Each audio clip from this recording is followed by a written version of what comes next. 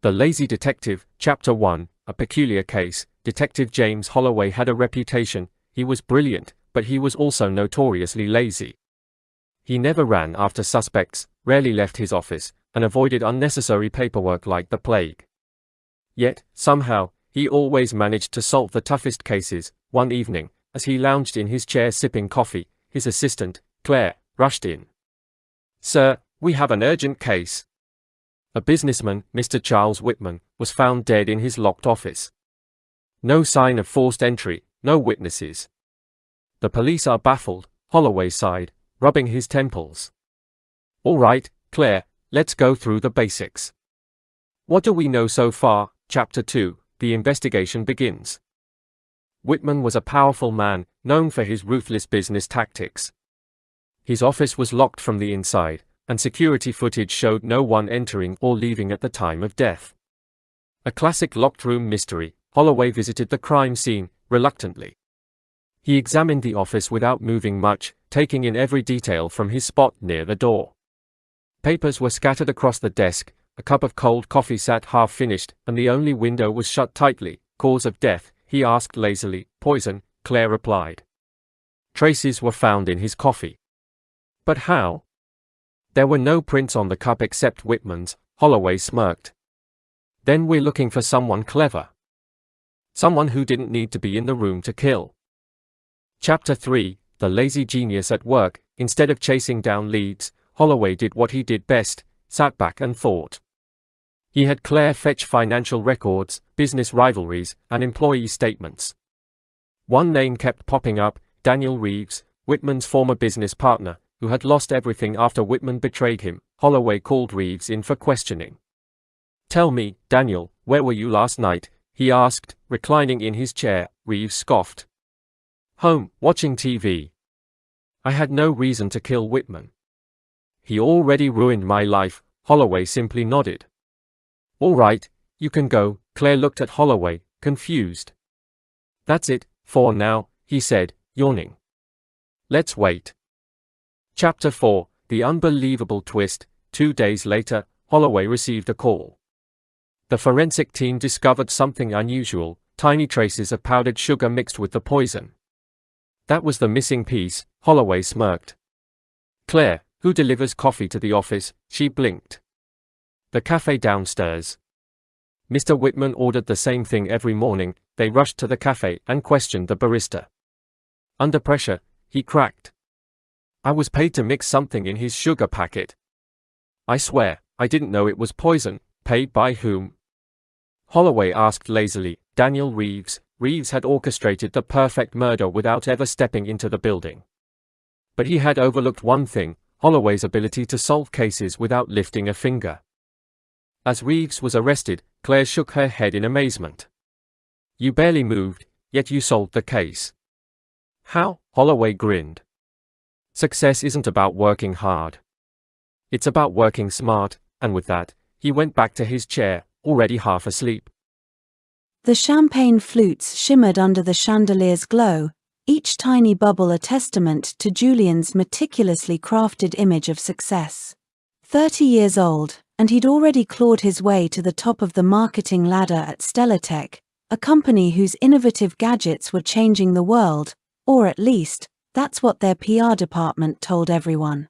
Julian, of course, was the architect of that PR department, the master of spin. He'd built his career on the art of appearing relentlessly busy, a whirlwind of power suits and urgent phone calls, while secretly delegating the actual work to his tirelessly efficient assistant, Beatrice. Tonight was his birthday, a lavish affair thrown in the penthouse suite of the Zenith Tower, overlooking the glittering cityscape. Julian, ever the showman, had spared no expense. He envisioned this party as his coronation, the moment he'd solidify his position as Stellatech's golden boy, the heir apparent to the CEO throne. He'd even prepared a short, self-congratulatory speech, rehearsed to perfection in front of his bathroom mirror. To success, he'd practiced, a practiced smile plastered on his face. To innovation.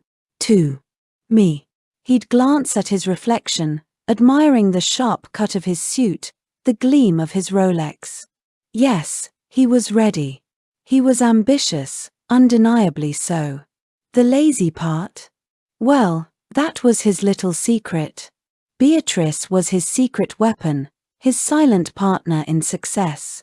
She was the engine room of his carefully constructed facade, the one who actually crafted the brilliant campaigns, wrote the compelling press releases, and managed the chaotic schedules. Julian simply took the credit, basking in the reflected glory. The party was a whirlwind of backslapping and compliments. Julian moved through the crowd like a seasoned politician, shaking hands, remembering names, thanks to Beatrice's discreetly placed notes, and effortlessly charming everyone he met. He felt invincible, on top of the world. His speech, delivered with practiced ease, was met with enthusiastic applause.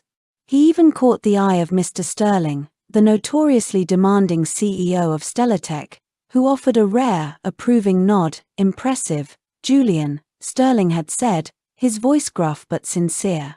Impressive. Julian's heart soared. This was it. His moment. He was so close he could taste it. He imagined himself in Sterling's corner office. His nameplate gleaming on the door. He'd finally achieved what he'd always wanted. He'd conquered the corporate world, all while barely lifting a finger. As the night wore on, the champagne flowed freely, and the atmosphere grew increasingly celebratory.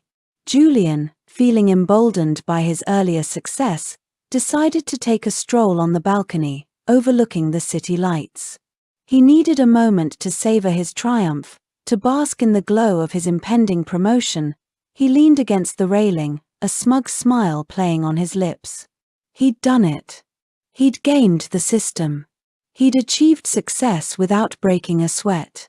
He was a genius, a master manipulator.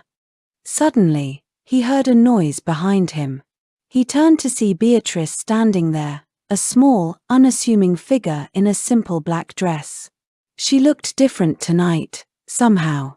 More confident, more assertive. He'd never really paid much attention to her before, seeing her only as a tool, an extension of his own ambition. Beatrice, he said, his voice dripping with condescension. Enjoying the party? She didn't answer. She simply looked at him, her eyes strangely intense. Then, she did something completely unexpected. She reached into her purse and pulled out a small, intricately designed gadget. It was one of Stellatech's latest prototypes, a device he'd barely even glanced at, too busy delegating its development to his team. "What's that?" he asked, his curiosity piqued. "This," Beatrice said, her voice surprisingly strong and steady, "is the device that will revolutionize communication. It's the product I've been working on for the past 6 months." Julian frowned. "You? Working on it? I thought my team." Beatrice cut him off. "Your team took the credit, just like you took the credit for everything else I did. But I designed this. I built it. And tonight, I'm going to demonstrate it." Before Julian could react, Beatrice pressed a button on the device. A beam of light shot out, hitting the building across the street. Suddenly, a holographic image appeared in mid-air, a giant projection of Julian. But it wasn't the Julian of tonight. It was Julian from 6 months ago, berating his team, taking credit for their work, even mocking Beatrice for her lack of ambition. The holographic Julian's voice boomed across the party, amplified by some unseen technology. The music stopped. Conversations ceased. All eyes were on the projected image, and then, on the real Julian, standing on the balcony, his face pale, his smug smile replaced by a look of sheer terror. Beatrice turned to him. Her eyes now filled with a cold, hard resolve.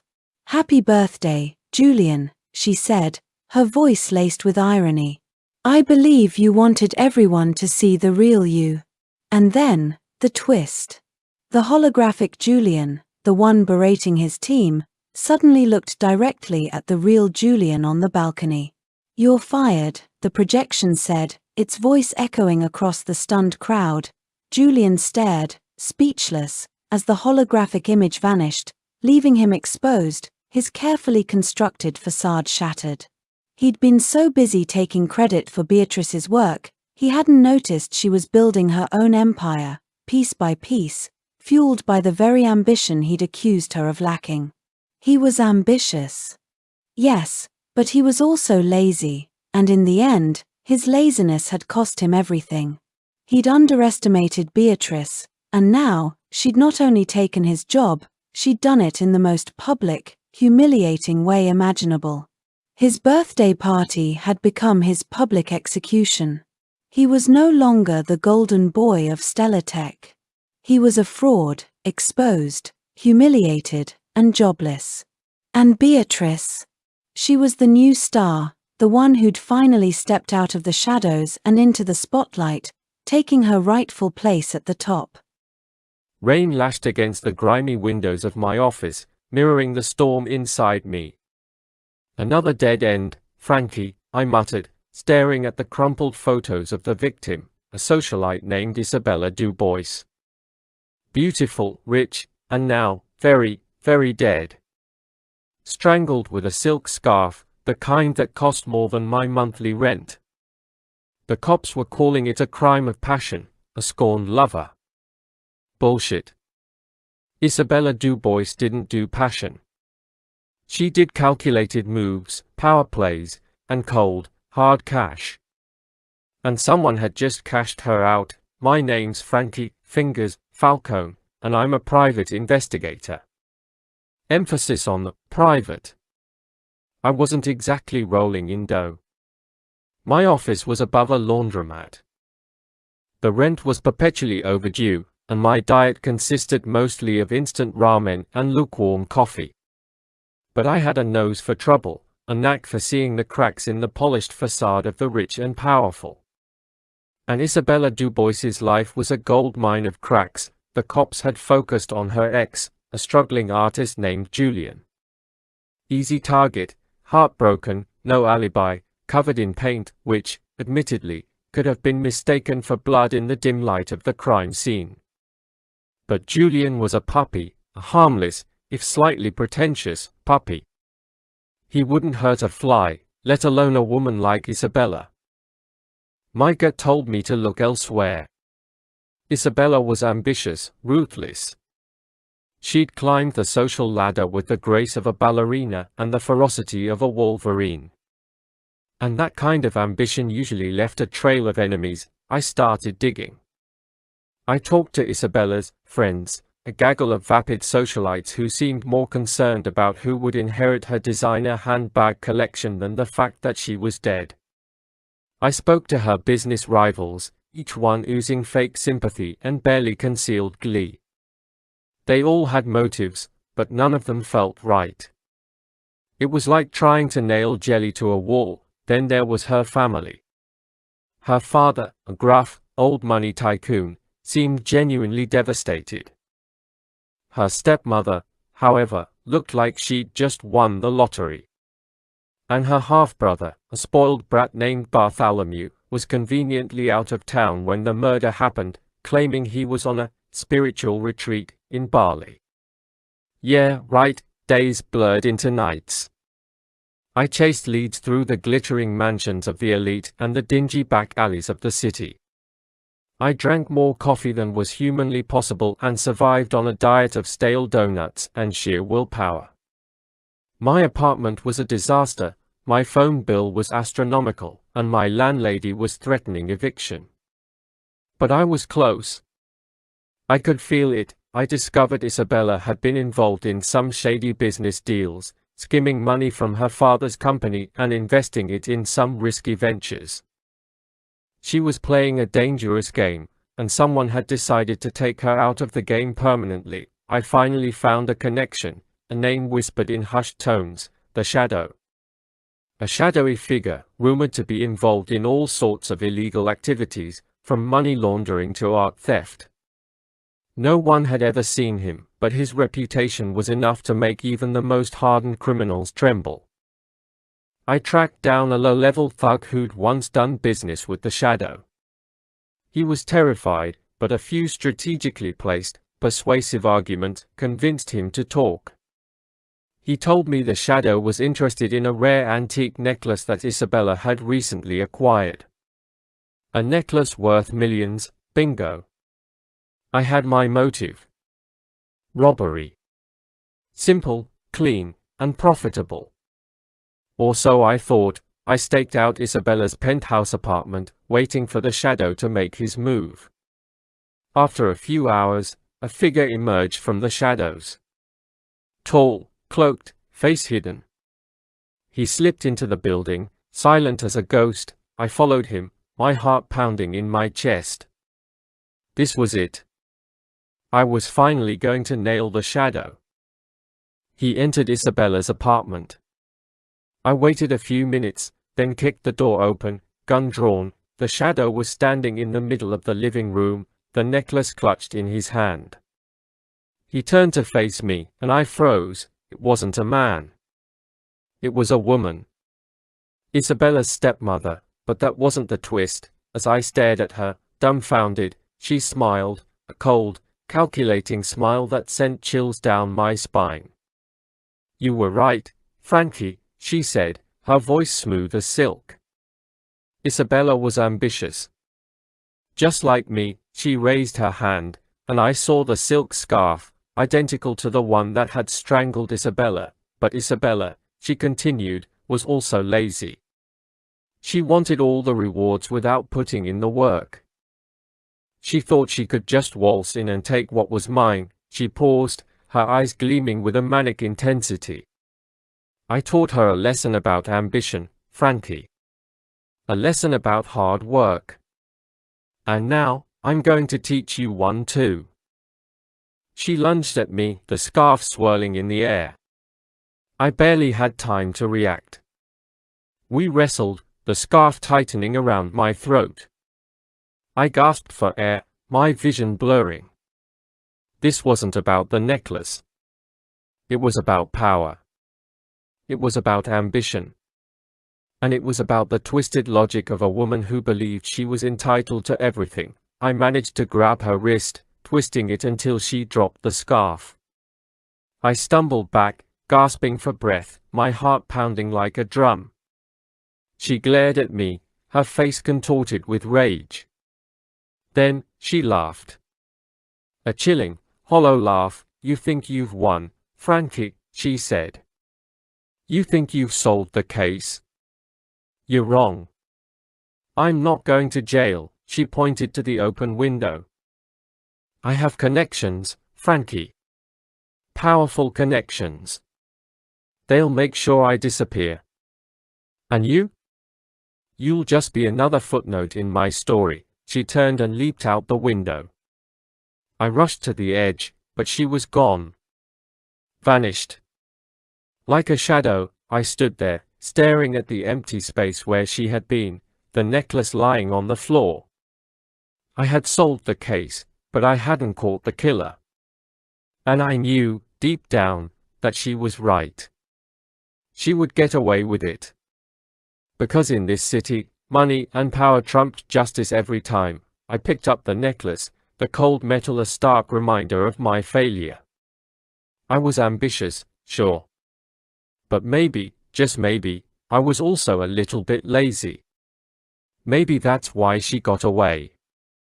Maybe that's why I was still stuck in my dingy office, eating ramen and chasing shadows. As I walked out of the apartment, I looked back one last time. And then I saw it. A small, almost imperceptible detail. A single, perfectly manicured fingernail, lying on the carpet. A fingernail that didn't belong to Isabella. A fingernail that was painted a very specific shade of crimson red. A shade I recognized. A shade that belonged to Isabella's friend, Veronica, the one who had seemed the most upset by Isabella's death.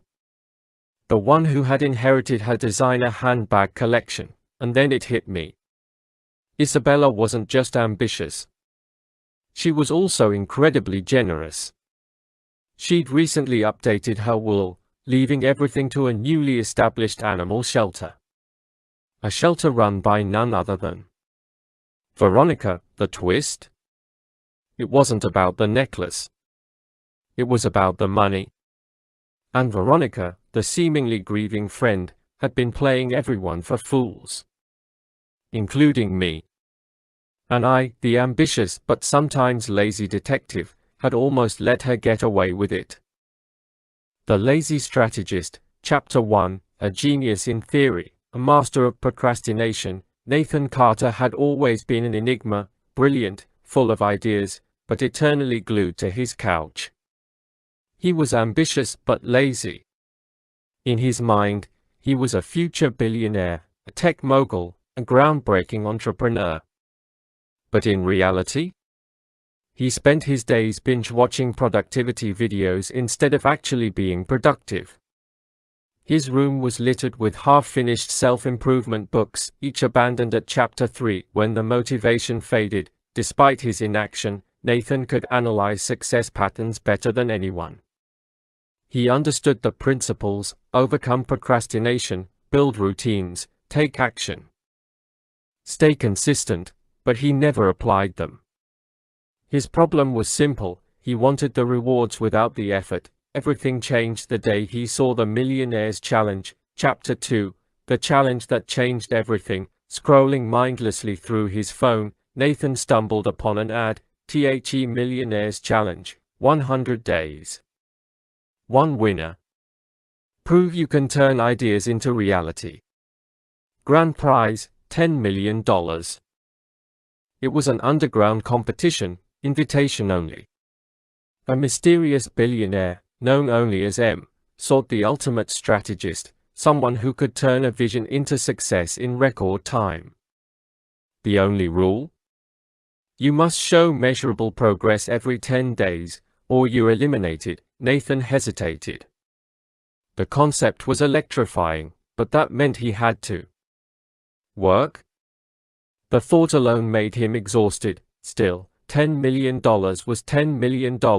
With a deep breath, he clicked apply. Chapter 3, the first step, and the first fail. Day 1, Nathan sat at his desk, staring at a blank document titled Master Plan. The problem? He had no plan. He tried creating a detailed strategy but ended up watching TED Talks instead. By the time midnight rolled around, his progress was non-existent. He was about to drop out when a thought struck him. What if he played to his strengths? Nathan wasn't a doer, he was a thinker. Chapter 4, the smartest way to work. Nathan knew about leverage. Instead of doing the work himself, he hired freelancers, delegated tasks, and built an automated system to generate results.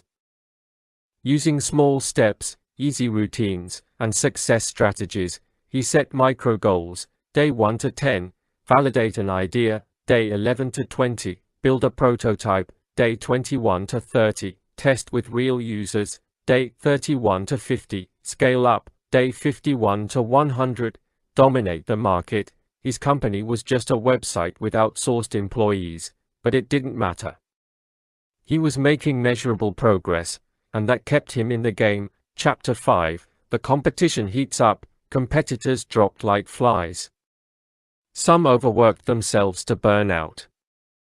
Others overthought until they paralyzed themselves. But Nathan? He was cruising. His method was effortless efficiency. By day 60, he had built a six-figure business. Without lifting a finger, people noticed. His competitors hated him. Judges were intrigued. How was this guy winning without actually doing anything? Chapter 6, the final test.